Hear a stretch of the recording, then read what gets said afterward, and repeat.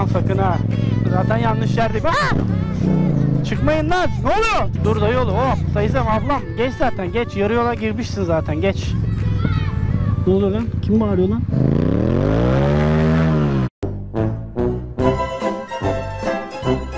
Merhabalar arkadaşlar. Bugün yine sizlerle beraber MT-07 ile mikrofon denemesi yapıyoruz. Daha önce burada başlamıştım yine aynı şekilde. Farklı bir mikrofon denemiştim. Mikrofon o kadar kötü ki video atar atmaz ses çok kötü abi. Eskisi daha iyiydi falan filan dendi. Eskisi de kötüydü ki eskisine geçme şansım artık hiçbir şekilde yok. Çünkü ben eskisini çıkarırken kablosunu yanlışlıkla kopardım. Direkt çöpe attım yani. O yüzden tekrardan mikrofon arayışına devam ediyorum maalesef. Şu an bu evde denememe göre çok güzel bir ses alıyor. Yani biraz kaliteli bir marka aldım. Daha önce de dediğim gibi eğer çok güzel ses verirse bu videoyu beğenirseniz açıklama bölümüne linkini paylaşacağım. Siz de bu tarz şeyleri yapıyorsanız, mikrofon ihtiyacınız varsa bu mikrofonu alabilirsiniz. Ufaktan bir başlayalım. Daha önce de dediğim gibi arka tarafa da yani çantama da bir tane mikrofon koydum. Ara sıra o mikrofona da geçeceğim. Hatta şu an güzel alıyor mu bakalım.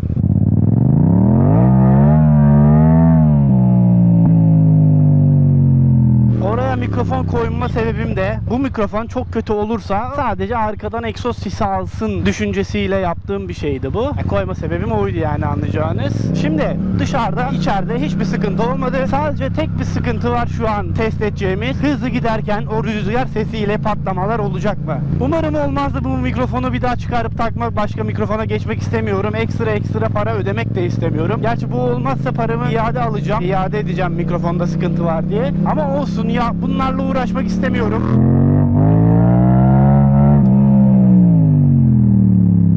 Güzeldi.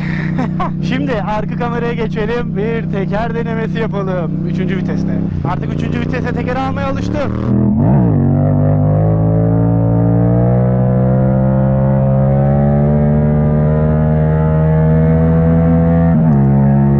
Ama hala 4'e atamıyorum. Bir korku var, tamam mı? Senteye oturtuyorum, tamam mı? Bir süre gittiğimde yani anlık 1 saniye 2 saniye gittiğimde bir korku biniyor içime. Direkt gaz kesiyorum nedense bilmiyorum ama böyle istemsizce bir refleks oluştu. Oluyorum böyle bir hani yüksekten bir yerden düşersin falan böyle bir duygu gelir ya. Onun gibi bir şey oluyor sanki düşecekmişim gibi arkaya. Yani ayağım frende olmasına rağmen bunu yapıyorum maalesef. O yüzden sentede devam edemiyorum. Buna bir alıştırmam lazım kendimi. Düşsem de ne olacak diye düşünüp de abanmam lazım ama işte o öyle olmuyor arkadaşlar. Motorsuz kalırız belki. Bir sakatlık yaşayabiliriz. Masraflar var bir de ayrıyetten falan. Yani öyle şeyler başımıza gelebilir. Şurada tekrardan bir yapıştıralım 3.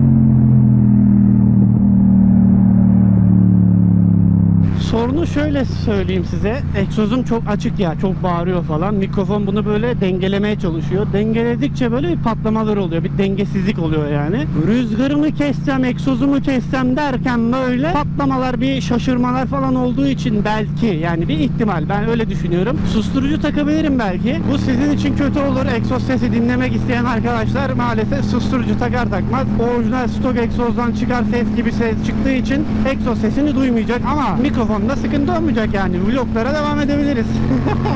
Hadi bakalım yardıralım.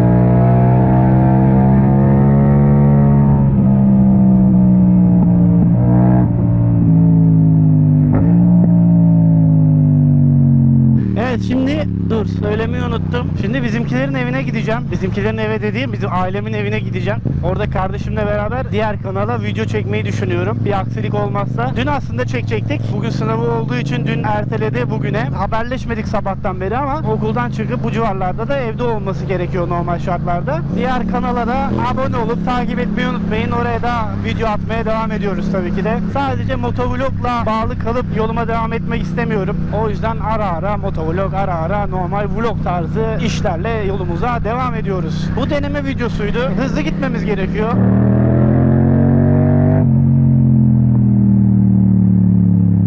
Bu saatte bu ne trafiği ya? Bugün ne günlerden? Çarşamba. Kanka olmaması lazım.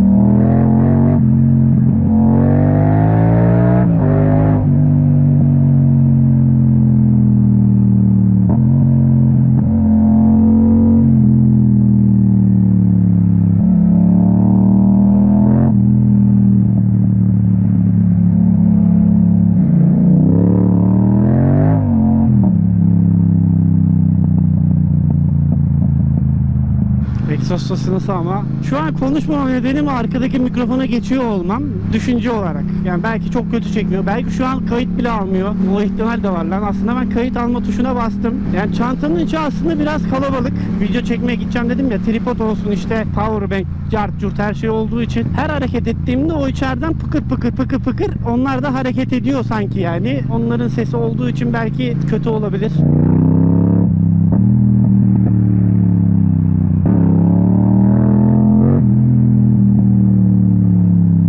Bir de şöyle bir şey var. Şimdi ben geçen video demiştim ya, size kötü geldiği için sildim ben o videoyu. Aslında onu yükleme nedenim de şu. Benim kulaklığım galiba kötü sesleri biraz böyle düzeltiyor. Abi videonun sesi çok kötü falan, eskisi daha iyiydi falan dediniz ya. Lan bakıyorum eskisiyle hemen hemen aynı. Ya da sizin kulaklığınızda, telefonunuzda bir sorun var yani. Bilemedim şimdi yani.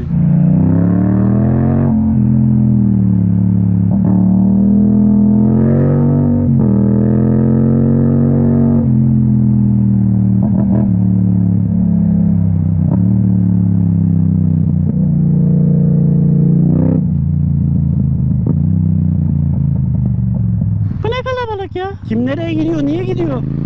Tamam. Tamam geçtik. Kurtulduk. Taksi sağa girecek. Çok iyi. Sinyalimizi verelim. Biz de sağa gireceğiz çünkü. Ha o da girecekmiş. Ve sıkıntı yok. Devam. Çok sağa girdik. 2 şeritli dolu. Ben burada tekeri alacaktım. Neyse hadi. Alamadık ki zaten. Kendine gel çapın. Ya gaz kesme artık kardeşim. Niye gaz kesiyorsun ya?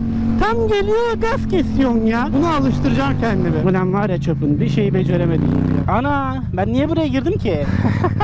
Bizim ev burada değil ki oğlum. Lan bizimkiler taşındı ya. Oğlum niye ben buraya girdim lan?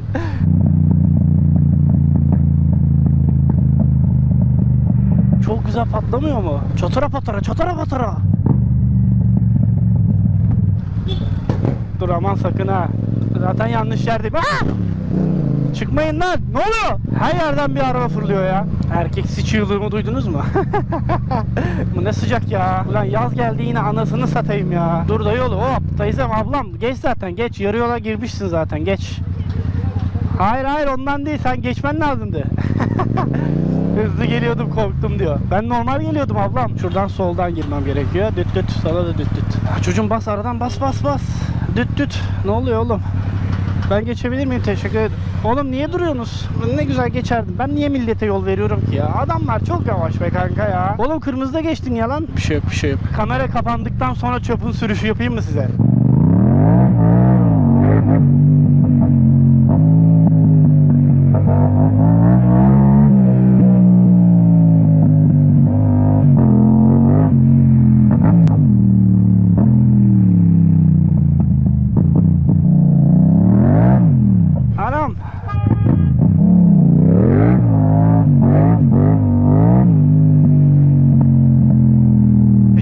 Böyle oğlum. Ben ben normal sürmem ki motoru asla. Videolarda niye mi böyle sürmüyorum? Öyle mi diyorsunuz? Çünkü oğlum yasak.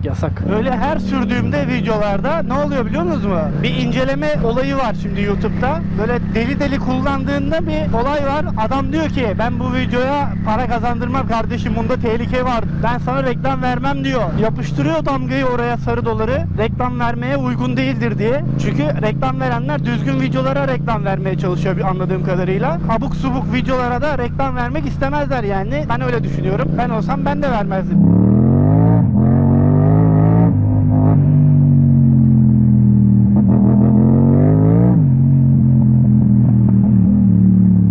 O yüzden normal sürüyorum kardeşim yani. Anam ne oluyor? Girmeyin birbirinize ha. Bir şey bağırdı. Ne oluyor lan? Kim bağırıyor lan? Şey mi dedi? Ara gazı ver diyor. Ara gazı! Ara gazı ver. Dayı hızlı gidersen ben de geçerim. Hızlı git, beraber geçebilirim. Hadi. Çok iyi, tamam. Oh, tamam. Kırmızıya yakalanmadık. Dayı sen onu benim üstüme düşürmezsin. Klima mı lan o? Oha. Klima borusu gibi sanki o. Oğlum bu kadar büyük klima mı olur? Ölüyordum ya lan. Yanlamayı fark etmişsinizdir herhalde. Böyle bir motorun sola doğru böyle bir götü saldı. Nasıl oldu topladım bilmiyorum. Ben düşecektim sanki, öyle hissettim ama. Biz de 800'e yetişeceğiz diye anasını satayım. Ölüyorduk ya lan. O yol neydi oğlum öyle? Bu kadar tahmin etmiyordum kayacağını. Bir şey yok. Lastiğimiz çok kötü oldu. Kanadını şimdi yaşadık tekrardan. Yaz geldiğine göre lastik değiştirme zamanında geldi galiba. Ve böyle tehlikelere yazın daha fazla katlanacağız. Ölmek istemiyorum, orada ben düşecektim. Cidden düşecektim. Ben teker yaparken böyle korkmadım, öyle söyleyeyim yani. Ama yetişmişim zaten Z800'e.